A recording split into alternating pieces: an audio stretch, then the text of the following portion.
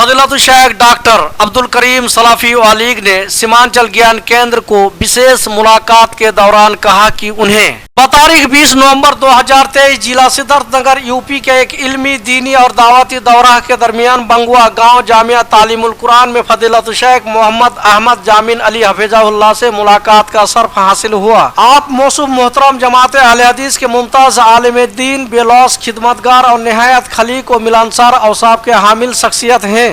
आपने मुल्क के अजीम मुहद्दिस मौलाना अहमदुल्लाह प्रतापगढ़ी और मौलाना अब्दुल सलाम बस्तावी वगैरह हमसे भी सरफे तिलमीज हासिल किया।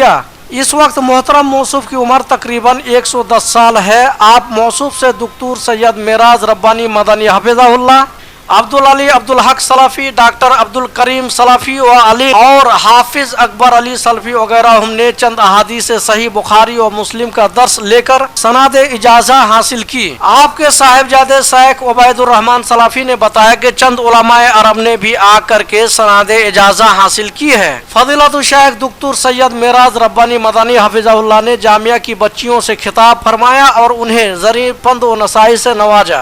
मजीद देगर उलूम व फनून की तरगीब भी दी। वाज़े हो के मौके पर फजीलत शेख डॉक्टर मेराज रब्बानी हफिज़हुल्लाह ने बच्चियों से दौरान खिताब मौलाना मौसूफ की शख्सियत और खिदमात की मकाला निगारी पर बच्चियों को 50,000 की खातिर रकम बतौर इनाम देने का ऐलान भी किया।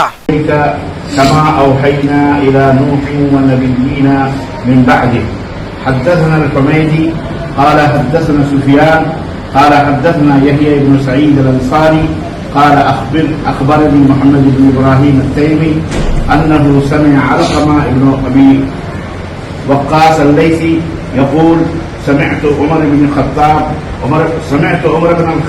رضي الله عنه على المنبر يقول سمعت رسول الله صلى الله عليه وسلم يقول إنما الأعمال بالنيات وإنما لكل امرئ ما نوى فمن كانت هجرته إلى دنيا يصيبها أو إلى امرأة ينكحها فهجرته إلى ما هاجر إليه. باب قول الله ونضع الموازين القسط ليوم القيامة وأنما أعمال بني آدم وقولهم أو أقوالهم يوزن أو توزن. وقال مجاهد القسطاس العدل بالرومية ويقال القسط مصدر المقسط وهو العادل وأما القاسط فهو الجائز.